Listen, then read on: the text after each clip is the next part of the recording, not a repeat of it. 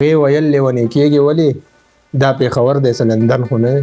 السلام علیکم مرګرو، زه یم انتخاب خورشید. تاسو ګورئ درشل ډیجیټل ټي وي.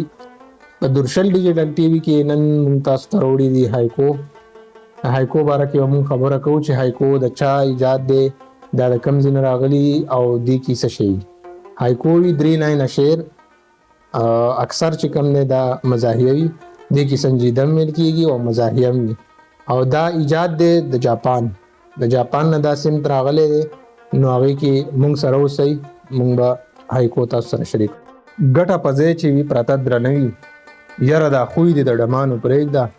هسې نه سپک شي بیا د باد د بړې، هسې نه سپک شي بیا د باد د بړې.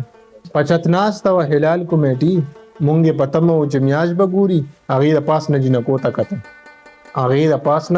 ته کتل، او غلطې په غلا کې جانماز وړلو.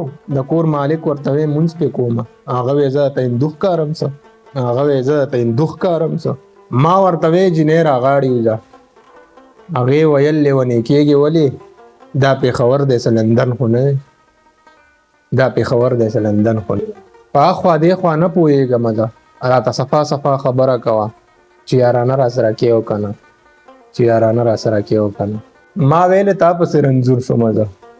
هغې وی ما باندې احسان مه کوه، ته خو د مخکې نه چوپلې امي.